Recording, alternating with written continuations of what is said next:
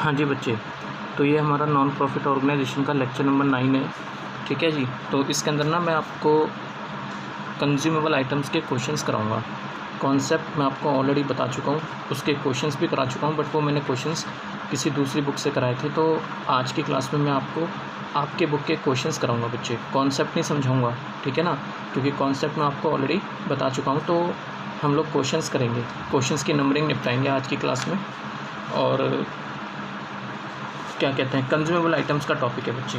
Question number 25 से start हो रहा है ना जी। Treatment of consumable items, treatment of consumable items, है ना जी। तो इसके क्वेश्चंस करेंगे। तो मैंने आपको बताया था कंज्यूमेबल आइटम्स का मतलब होता है यूजेबल आइटम, जिसको हम यूज़ करने के पर्पज़ से लाते हैं। कोई नॉन प्रॉफिट ऑर्गेनाइजेशन यूज़ करने के पर्पज़ से आइटम लेकर आ रही है, तो उसकी बात कर रहे हैं। जैसे अगर मैं आपसे बोलूँ हॉस्पिटल, तो हॉस्पिटल के केस में मेडिसिन का स्टॉक हो सकता है, हाँ या ना। मेडिसिन वो परचेज़ करते हैं हॉस्पिटल वाले फॉर कंजम्पशन, कंज्यूम करने के लिए या उसको यूज़ करने के लिए, है ना। मेडिसिन हो सकती हैं, आपका यहाँ पर स्टेशनरी हो सकती है। अगर कोई स्पोर्ट्स एकेडमी है तो स्पोर्ट्स मटेरियल हो सकता है। अगर कोई स्पोर्ट्स एकेडमी है तो स्पोर्ट्स मटेरियल हो सकता है, एट्सेट्रा। ठीक है बच्चे। तो आई होप आपको यहाँ तक तो खैर कुछ दिक्कत नहीं होनी चाहिए, क्योंकि मैंने बहुत डिटेल में जाके आपको पॉइंट समझा रखे हैं। तो बच्चे आप ना एक बार उसको प्लीज़ रिवाइज़ कर लेना, ताकि आपको पूरी बातें समझ आ जाए। तो हम लोग आज की क्लास में क्वेश्चंस की नंबरिंग निपटाएंगे। मैं क्वेश्चन नंबर आपको बता देता हूँ, ठीक है जी, फिर आगे बढ़ते हैं इस टॉपिक के अंदर। तो मैं आपको सबसे पहले क्वेश्चन कराना चाहूँगा, क्वेश्चन नंबर 27 से स्टार्ट करेंगे बच्चे। ठीक है जी, क्वेश्चन नंबर 27।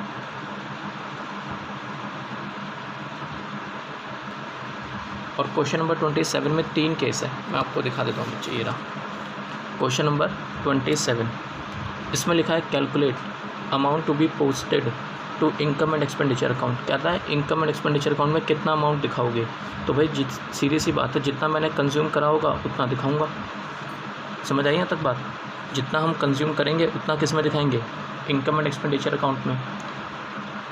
अच्छा, कंज्यूम करना आपके इनकम है या एक्सपेंस है बच्चे? एक्सपेंस है ना। सब्सक्रिप्शन तो इनकम थी, लेकिन जो ये कंज्यूमेबल आइटम्स है ये एक्सपेंस की तरह ट्रीट होते हैं। ठीक है, आप एक बार वीडियो देख लेना, आपको उसमें मिल जाएगी। लेक्चर नंबर आई थिंक 3 से शुरू हुआ होगा, लेक्चर नंबर 3, 4 और शायद 5 होगा, मुझे एग्जैक्टली नहीं पता, बट हाँ लेक्चर नंबर 3 से स्टार्ट हो रहा होगा कॉन्सेप्ट। चलिए तो मैं आपको दिखाता हूँ बच्चे। फर्स्ट केस लिखा है amount paid for stationery during the year ended 31 March 2020 5400। इसका मतलब समझते हो क्या है? हमने स्टेशनरी के लिए कितना अमाउंट पे करा, 5400। इसका मतलब मैंने 5400 की स्टेशनरी ख़रीद ली। फिर क्वेश्चन कह रहा है stock of stationery in hand on 31 March 2020 250 रुपये। साल के एंड पे क्लोजिंग स्टॉक बता रहा है 250 रुपये का। मतलब क्या है इसका मतलब ये है बच्चे कि आपने 5400 रुपये की स्टेशनरी खरीदी, लेकिन उसमें से 250 रुपये की अभी भी आपके हाथ में है। तो इसका मतलब 250 रुपये की स्टेशनरी मैंने यूज़ नहीं करी। तो जो मैंने यूज़ नहीं करी वो मेरा एक्सपेंस थोड़ी ना हुआ। बात समझ आई तक? वो तो एसेट है ना एक तरीके से। भैया आप एक बात बताओ, मैं अगर स्टेशनरी ख़रीद रहा हूँ, मान लो मैंने 5 लाख रुपए की स्टेशनरी खरीदी, तो क्या मेरा 5 लाख रुपए का एक्सपेंस हो गया बच्चे? नहीं हुआ। वो एक्सपेंस तब तक नहीं होगा जब तक हम उसको कंज्यूम नहीं करेंगे। एक्सचेंज ही तो हुआ, मैंने 5 लाख करेंसी दी, उन्होंने 5 लाख का सामान दे दिया, एक्सचेंज हो गया एक तरीके से। तो ये कोई खर्चा नहीं हुआ, ये हमारी एसेट होती है जब तक हम उसको यूज़ नहीं कर लेते। समझ आई मेरी बात यहाँ तक? और जब हम स्टेशनरी को एक बार कंज्यूम कर लेंगे, यूज़ कर लेंगे, अपने यूज़ में ले आएंगे, तो फिर वो एक्सपेंस में कन्वर्ट हो जाता है। ठीक है ना। और जितना एक्सपेंस बनेगा उतना हम किस में दिखा देंगे, इनकम एंड एक्सपेंडिचर अकाउंट में, डेबिट साइड। वही चीज़ आपसे यहाँ पे भी बोला है क्वेश्चंस के अंदर। तो मैं यहाँ पे क्या लिखूँगा, केस नंबर 1। कुछ भी नहीं है बच्चे, बड़ा सिंपल है। आप यहाँ लिखना amount paid for stationery, amount paid for stationery 5400।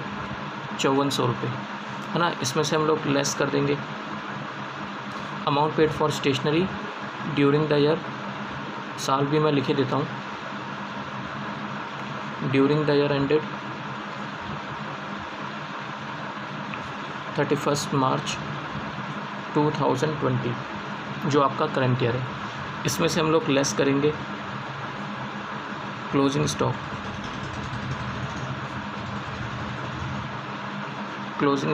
और ये क्लोजिंग स्टॉक है बच्चे 250 रुपये, 250। तो ये 250 रुपये का क्लोजिंग स्टॉक माइनस कर देना आप, तो मेरे पास क्या बचेगा, स्टेशनरी कंज्यूम, जितनी स्टेशनरी हम कंज्यूम कर चुके हैं। तो 5400 माइनस 250, तो ये आ जाएगा बच्चे 5150, ठीक है ना। जितनी आपने कंज्यूम कर ली इसको हम ट्रांसफ़र कर देंगे, transfer to income and expenditure account, income and expenditure account में ट्रांसफ़र कर देंगे, सिंपल, ठीक है ना। तो हम बनाएंगे इनकम एंड एक्सपेंडिचर अकाउंट। तो इनकम एंड एक्सपेंडिचर अकाउंट में डेबिट साइड में हम दिखाएंगे स्टेशनरी कंज्यूम्ड 5150, ठीक है ना। और जब हम बैलेंस शीट बनाएंगे और एज एट कौन से साल के बच्चे, 31 मार्च 2020, और ये कोई पूरी बैलेंस शीट थोड़ी ना बना रहे, एक एक्सट्रैक्ट बना रहे, छोटा सा टुकड़ा, एन एक्सट्रैक्ट। तो इसको हम दिखाएंगे स्टॉक के तौर पर स्टॉक ऑफ स्टेशनरी 250। समझ आई बात यहाँ तक, कुछ था ही नहीं इस पॉइंट में। इसका जो केस नंबर 2 है आप उसको देखो एक बार, केस नंबर 2 दिखाता हूँ मैं आपको एक बार।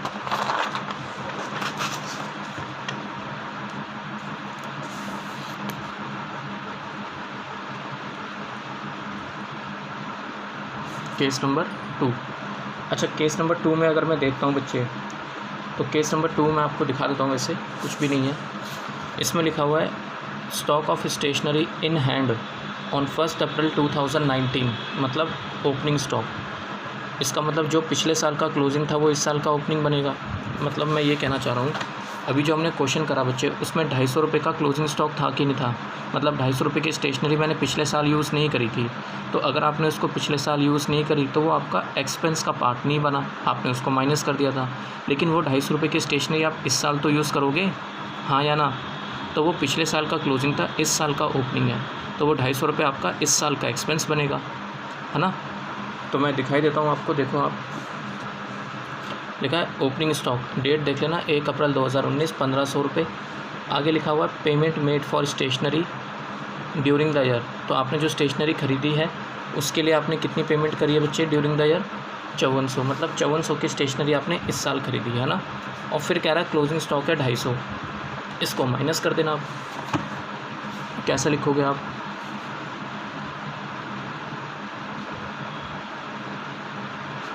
Calculation of stationery consume,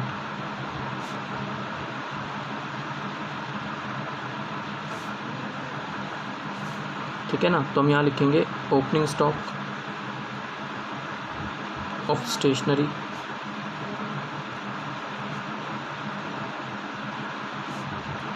$1500 add कर देंगे इसमें हम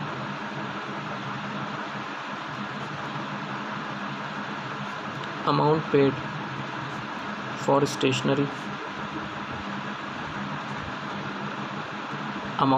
स्टेशनरी, ठीक है बच्चे। और आपने कितना अमाउंट पे करा है, आपने करा है 5400 रुपये, ठीक है। और इसमें से हम माइनस कर देंगे क्लोजिंग स्टॉक ऑफ स्टेशनरी, और इसमें से जो क्लोजिंग स्टॉक है वो आप माइनस करोगे 250 रुपये जो दिया हुआ है क्वेश्चन में, लेस करके आपके पास क्या आ जाएगा बच्चे, स्टेशनरी कंज्यूम,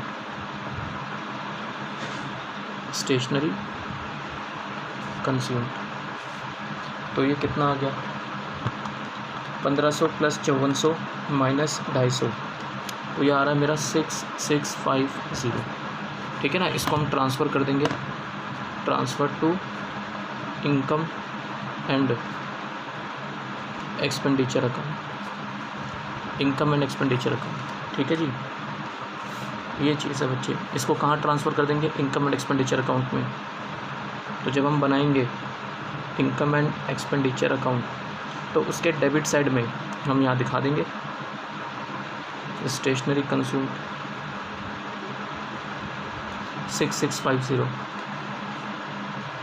बैलेंस शीट की अगर मैं बात करूँ लास्ट ईयर, चलो मैं करंट ईयर की बात कर लेता हूँ। 31 मार्च 2020 एक्सट्रैक्ट बना रहे हो, ये आपको पता ही है।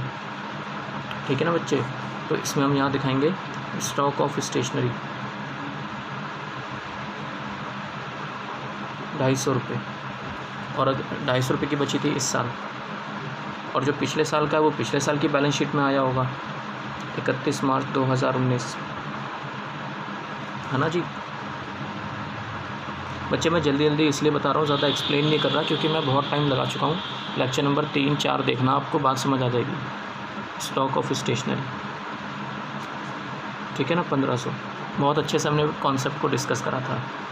लेक्चर नंबर 3-4 और शायद 5 होगा, आई थिंक, हाँ। ठीक है, ये था। केस नंबर 3 देख लेते हैं एक बार।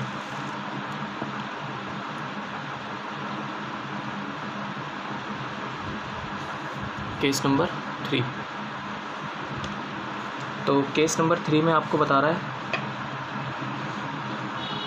देखो आप, ये रहा क्वेश्चन नंबर 27 का case number 3। Stock of stationery, opening stock है 1500।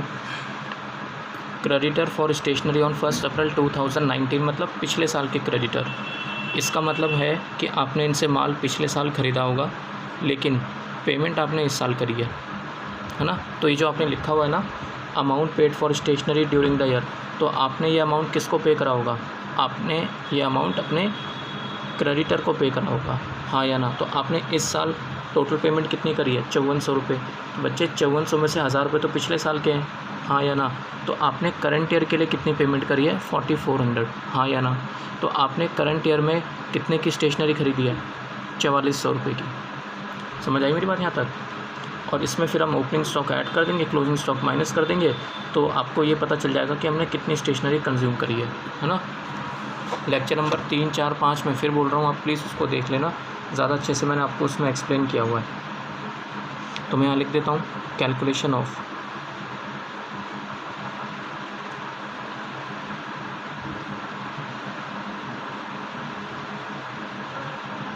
Stationery consume,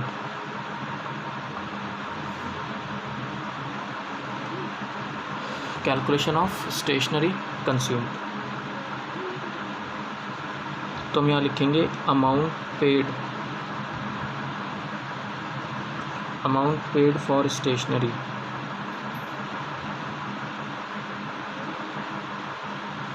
during the year,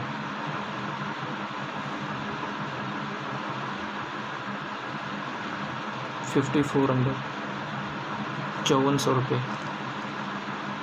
ठीक है, अच्छा, इसके अंदर फिर हम लेस कर देंगे ओपनिंग क्रेडिटर, क्योंकि इनसे माल हमने पिछले साल ख़रीद लिया था, पेमेंट नहीं करी थी आपने इनको पिछले साल।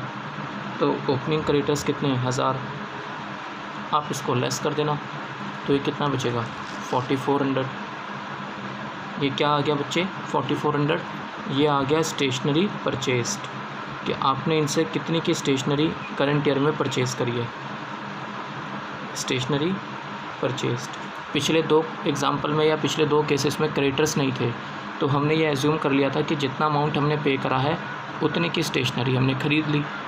लेकिन अब जो केसेस बन रहे हैं उसमें क्या है बच्चे, कि जितना अमाउंट आप पे करोगे ज़रूरी नहीं है कि उतने की स्टेशनरी खरीदी होगी आपने करंट ईयर में, क्योंकि जितना पैसा आप पे करोगे हो सकता है कि उसमें कुछ पिछले साल की अमाउंट हो, है ना।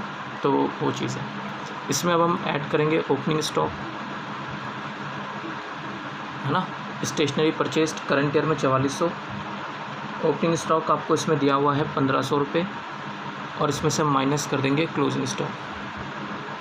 और बच्चे इसमें क्लोजिंग स्टॉक की फ़िगर है 250, और इसको माइनस करके आपके पास आ जाएगा स्टेशनरी कंज्यूम्ड, है ना। तो ये कितना आ जाएगा 4400 plus 1500 minus 250, 5650 5650।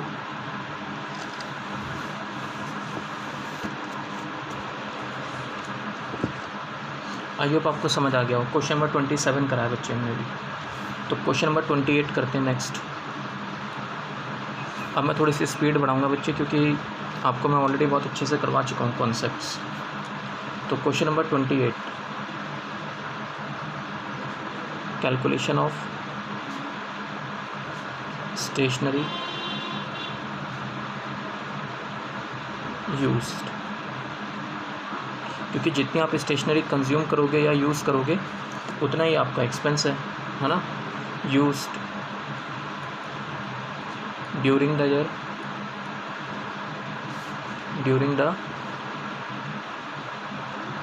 Year ended 31 March 2020।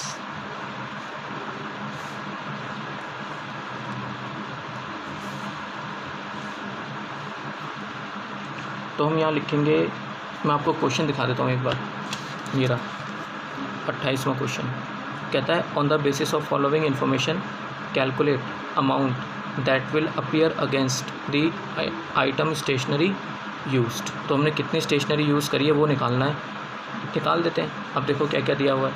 Stock of stationery, opening stock दिया हुआ है, ओपनिंग के क्रेडिटर्स दिए हुए हैं, amount paid for stationery during the year 31 March 2020। तो बच्चे 1,40,000। तो आपने जो ये अमाउंट पे करा है, ये किसको पे करा है? ये आपने पे करा होगा अपने क्रेडिटर को। इसका मतलब ये नहीं है कि आपने 1,40,000 की स्टेशनरी खरीदी है ना, इतना अमाउंट आपने पे करा है जिसमें से आपने पिछले साल के क्रेडिटर्स पे कर दिए होंगे, हाँ या ना। ये बात समझ रहे हो? तो ये सारी एक्सप्लेनेशन में फिर बोल रहा हूँ बच्चे, लेक्चर नंबर 3, 4 या 5, ये 3 लेक्चर्स होंगे आई थिंक मेरे हिसाब से। आप इसको अच्छे से वॉच कर लेना, आपको पूरी बात समझ आ जाएगी कि मैं इसको क्यों प्लस माइनस कैसे कर रहा हूँ, ठीक है ना। इस वीडियो में तो मेरा बेसिक पर्पस है सिर्फ क्वेश्चंस की नंबरिंग निपटाना, ठीक है बच्चे। और फिर भी अगर आपको कोई दिक्कत आती है तो आप प्लीज़ पूछ लेना मेरे से, नो इश्यूज़ एट ऑल। तो मैं यहाँ लिख देता हूँ amount paid for stationery,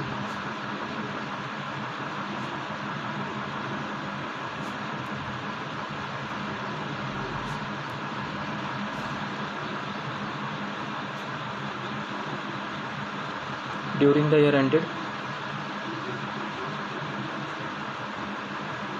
31 March 2020। और ये अमाउंट आपको दिया हुआ है 1,40,000। इसमें से हम लेस करेंगे ओपनिंग क्रेडिटर,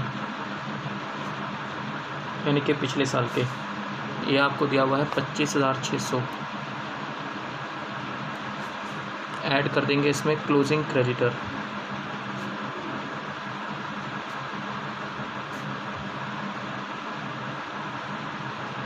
क्लोजिंग क्रेडिटर्स, है ना जी। और क्लोजिंग क्रेडिटर्स आपको इस क्वेश्चन में दिया हुआ है बच्चे 24,000 रुपये, 24,000 रुपीज़, ठीक है। और इसकी एडजस्टमेंट करने के बाद ये जो निकल कर आता है इसको हम कहते हैं stationery purchase during the year, कि आपने ड्यूरिंग द ईयर कितने की स्टेशनरी खरीदी, परचेज ड्यूरिंग द ईयर, है ना जी। अब ये देख लो कितना है, तो ये आ जाएगा आपका 140 माइनस 25,600 प्लस 24,000, दैट इज़ 138,400। 1,38,400 रुपये की स्टेशनरी आपने इस साल खरीदी है, ठीक है। फिर इसमें हम ऐड करेंगे ओपनिंग स्टॉक, इतने की इस साल खरीदी। ओपनिंग स्टॉक माल पिछले साल का पड़ा हुआ है 12,000, मतलब पिछले साल ये कंज्यूम नहीं हुआ था, तो अब तो करेंगे ना कंज्यूम। माइनस कर देंगे इसमें से हम क्लोजिंग स्टॉक। और बच्चे इसमें क्लोजिंग स्टॉक की फ़िगर आपको दे रखी है 23,200, ठीक है ना। इसको लेस करने के बाद जो फिगर आएगी इसको हम बोलेंगे stationery used. Stationery used 1,38,400 plus 12,000 minus 23,200, तो ये आ जाएगा 1,27,200 स्टेशनरी यूज्ड, है ना जी। और इसको हम ट्रांसफ़र कर देंगे, transfer to income and expenditure account, simple, ठीक है ना। तो जब मैं यहाँ पे बनाऊँगा इनकम एंड एक्सपेंडिचर अकाउंट, कौन से साल के लिए बच्चे, फॉर द ईयर 31 मार्च 2020,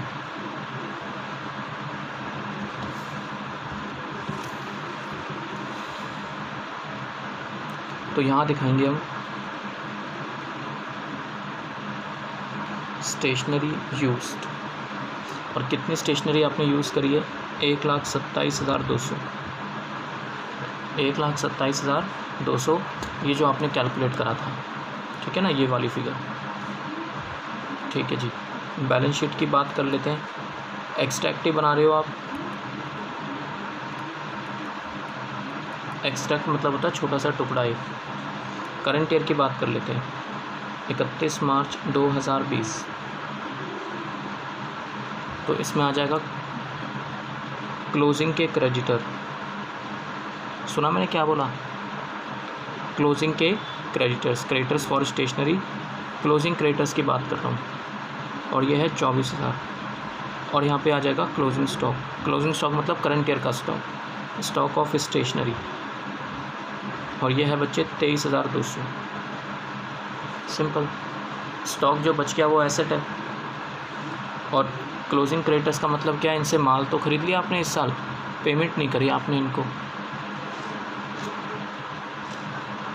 और अगर मैं बैलेंस शीट आपको बना के दूँ 31 मार्च 2019, और ये बात भी आपको पता है छोटा सा टुकड़ा है एन एक्सट्रैक्ट, तो हम यहाँ लिखेंगे stock of stationery,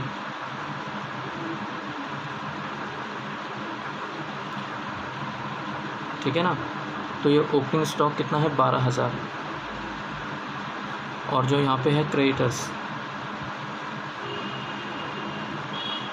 for stationery, और क्रेडिटर्स फॉर स्टेशनरी ये आपको है बच्चे ओपनिंग स्टॉक में है 25,600, ठीक है ना। इस तरीके से हम लोग शो करते हैं बच्चे। तो सारी बातें मैं आपको ऑलरेडी करवा चुका हूँ।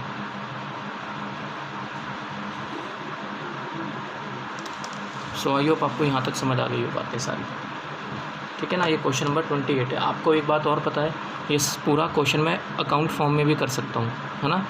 मतलब क्रेडिटर्स अकाउंट बना लूँगा एक, और एक स्टॉक ऑफ स्टेशनरी अकाउंट बना लूँगा एक, चलो मैं बना के दिखाता हूँ इसके अंदर।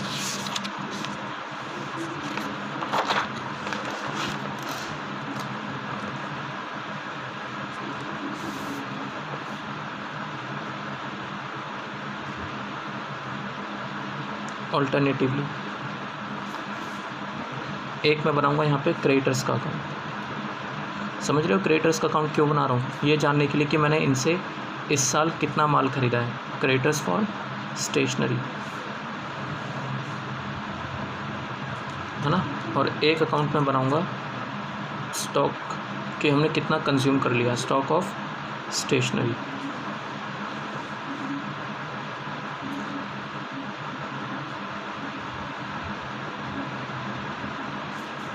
बाय बैलेंस पीडी, क्रेडिटर्स हमेशा लायबिलिटी होता है तो क्रेडिट से स्टार्ट करते हैं। ओपनिंग क्रेडिटर जो हमें इसमें दिया हुआ है क्वेश्चन में 25,600, है ना बच्चे। और यहाँ क्या लिखेंगे हम, टू बैलेंस सीडी मतलब क्लोजिंग क्रेडिटर, और एक क्लोजिंग के क्रेडिटर्स आपको दिया हुआ है 24,000, ठीक है। यहाँ हम लिखेंगे to receipt and payment account, मतलब अमाउंट जो आपने पे करा है क्रेडिटर्स को उससे लायबिलिटी कम हो जाती है 1,40,000। ये क्या है बच्चे, ये क्या है, this is amount paid to creditors और यहाँ हम लिखेंगे बाय स्टेशनरी परचेज।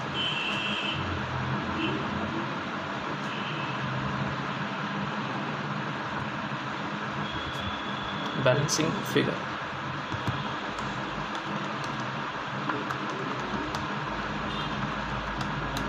तो यह आ जाएगा आपका 1,38,400 रुपये कि हमने इनसे इतने की स्टेशनरी परचेज़ करी थी। यही आ रहा था ना पहले भी, स्टेशनरी परचेज़ ये आ रहा था आपका 1,38,400। ठीक है, यहाँ लिखेंगे स्टॉक यानी कि to balance BD opening stock.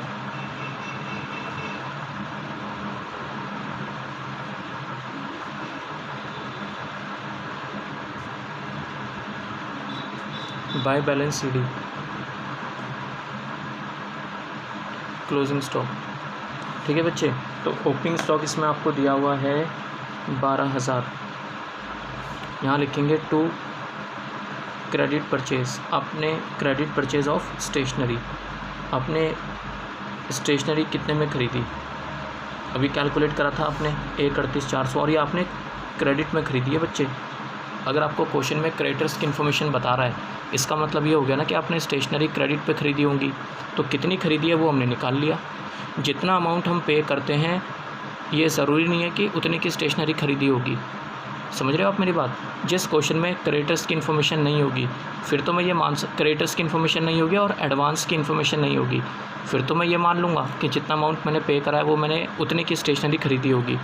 लेकिन अगर किसी क्वेश्चन में क्रेडिटर्स की इन्फॉर्मेशन दे दे या एडवांस की इन्फॉर्मेशन दे दे तो फिर हम कैलकुलेट करते हैं कि कितने की स्टेशनरी हमने करंट ईयर में ख़रीदी होगी।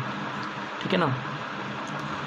टोटल क्लोजिंग स्टॉक आपको इसमें कितना दिया हुआ है, ये दिया हुआ है 23,200, 23,200।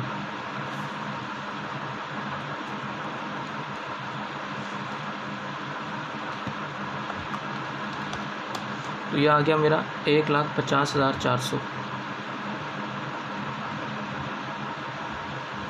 इसमें से माइनस कर देंगे 23,200, तो ये 1,27,200 आ रहा है ना बच्चे, वही आ रहा पहले भी। तो मैं क्या लिखेंगे, by stationery used balancing figure. तो 1,50,400 में से इतना माइनस करके कितना आ गया, 1,27,200, ये चीज़ आ गई। ठीक है बच्चे, तो आई होप आपको समझ आ गया हो यहाँ तक। इसको हम किस में ट्रांसफ़र कर देंगे, transfer to income and expenditure account.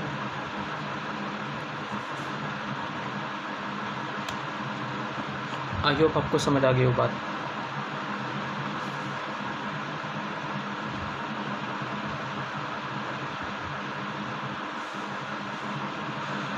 तो 27वां क्वेश्चन हो गया हमारा, 28वां क्वेश्चन हो गया बच्चे। ठीक है, इसके बाद हम क्वेश्चन करते हैं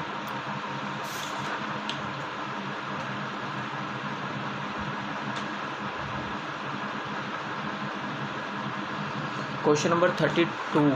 दिखा देता हूँ मैं आपको एक बार।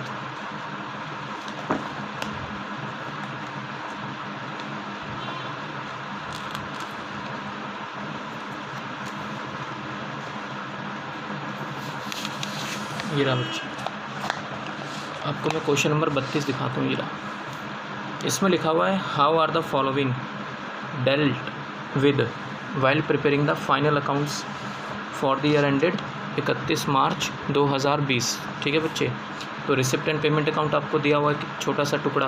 पेमेंट साइड में लिखा हुआ है बच्चे पेमेंट फॉर मेडिसिन। इसका मतलब समझते हो क्या है, amount paid for medicine. Stationery का एग्जांपल नहीं है, आपके बार मेडिसिन का एग्जांपल है। तो ये क्या दिया हुआ है कि जितना अमाउंट आपने अपने क्रेडिटर्स को पे करा होगा वो आपको दिया हुआ है। और नीचे अगर आप देखोगे तो आपको इन्फॉर्मेशन दे रखी है सारी क्रेडिटर्स की और स्टॉक की। तो कुछ है ही नहीं क्वेश्चन में, पिछले वाला है तो क्वेश्चन है ये भी, बस फ़र्क ये पड़ गया कि इसमें आपको अकाउंट बना के दे दिया। तो इससे कोई घबराने की वाली बात नहीं है। रिसिप्ट, अब मुझे बताओ ना, जितना अमाउंट हम पे करेंगे उसको कहाँ दिखाएंगे, तो उसको तो रिसिप्ट एंड पेमेंट में दिखाएंगे ना, पेमेंट साइड में। जितना हमने यूज़ करा होगा या जितना हमने कंज्यूम करा होगा वो कहाँ जाएगा, वो जाता है इनकम एंड एक्सपेंडिचर अकाउंट में। तो कुछ है नहीं ज़्यादा खास क्वेश्चन में। क्वेश्चन नंबर 32, तो ये तो आप खुद भी ट्राई कर लेना बच्चे। क्वेश्चन नंबर 32 है।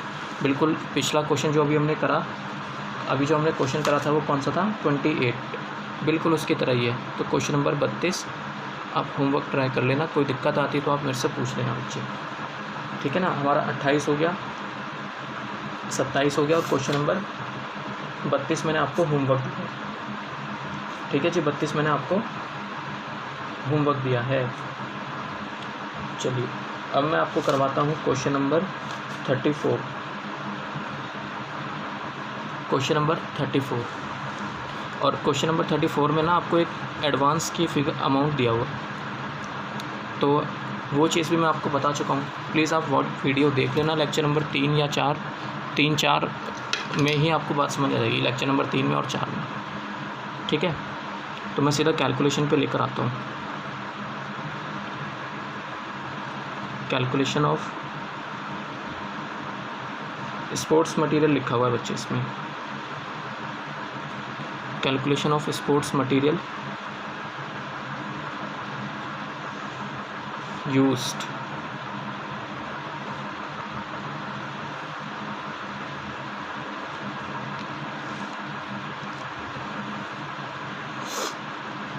तो यहाँ लिखा हुआ है amount paid for sports material,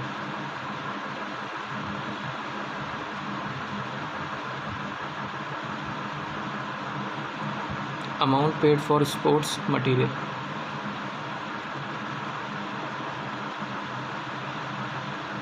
during the year.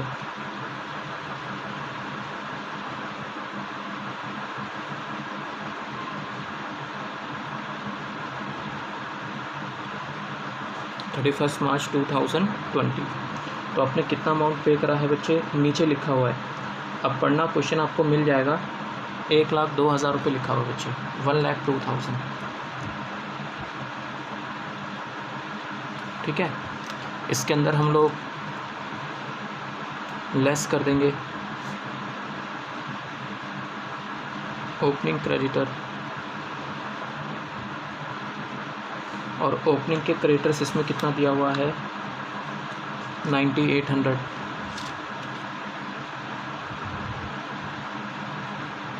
ठीक है, 9,800। अच्छा, इसमें हम लोग ऐड कर देंगे क्लोजिंग के क्रेडिटर्स,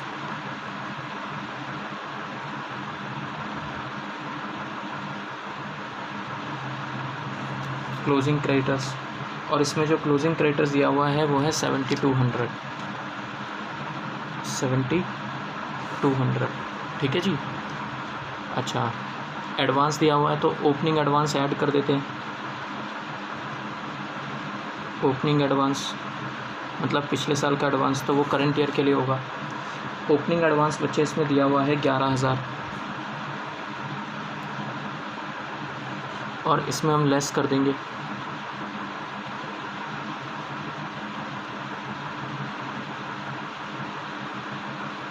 क्लोजिंग एडवांस, और इसमें ये क्लोजिंग एडवांस आपको दिया हुआ है 19,000 रुपये। कितना, 19,000 रुपये, ये लेस कर देंगे हम लोग, ठीक है बच्चे। और इसको करने के बाद जो आएगा इसको हम बोलेंगे स्पोर्ट्स मटेरियल परचेज, है ना, कि हमने कितने का परचेज़ करा है। 1,02,000 माइनस 9,800 प्लस 7,200 प्लस 11,000 माइनस 19,000, ठीक है ना, ये 91,400 आ गया। फिर इसमें हम लोग ऐड करेंगे ओपनिंग स्टॉक, और बच्चे इसमें ओपनिंग स्टॉक आपको दिया हुआ है 6200 रुपये, 6,200, और इसमें से माइनस कर देंगे क्लोजिंग स्टॉक, ठीक है ना, और इसमें क्लोजिंग स्टॉक आपको दिया हुआ है 7,200, सॉरी 4,800, नॉट 72, 4,800, है ना जी। इसको लेस करके जो फिगर आएगी बच्चे उसको हम क्या बोलेंगे,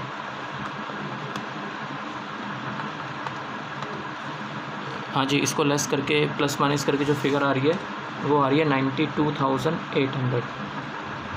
कितना आ रहा है बच्चे, 92,800। This will be called as sports material consumed या यूज्ड। एक ही बात है। ठीक है जी। सो आई होप आपको समझ आया हो यहाँ तक। ठीक है ना। क्वेश्चन नंबर हमारा 34 भी हो गया बच्चे। एक आपका,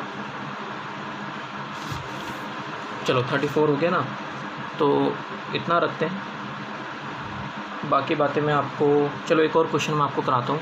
क्वेश्चन नंबर 25, क्वेश्चन नंबर 25, और नेक्स्ट वीडियो में फिर हम ये वाला टॉपिक कंप्लीट कर लेंगे। क्वेश्चन नंबर 25, हाँ जी।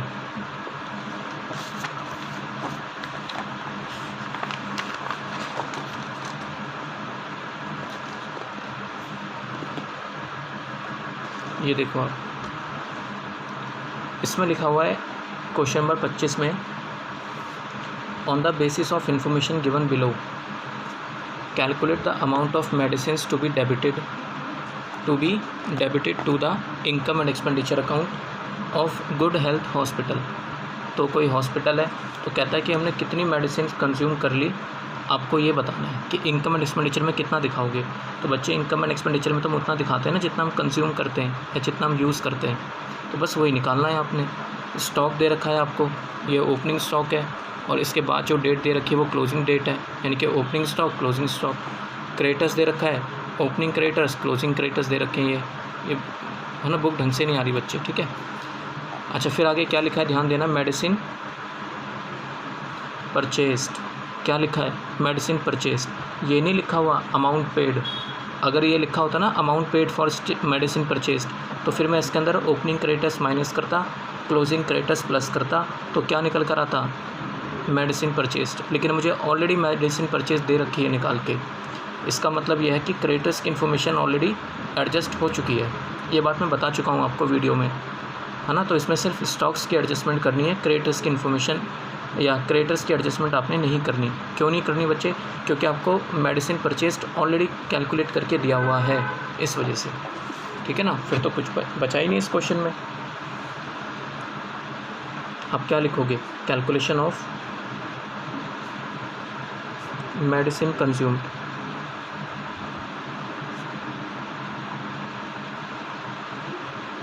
Calculation of medicine consume. तो हम यहाँ क्या लिखेंगे बच्चे,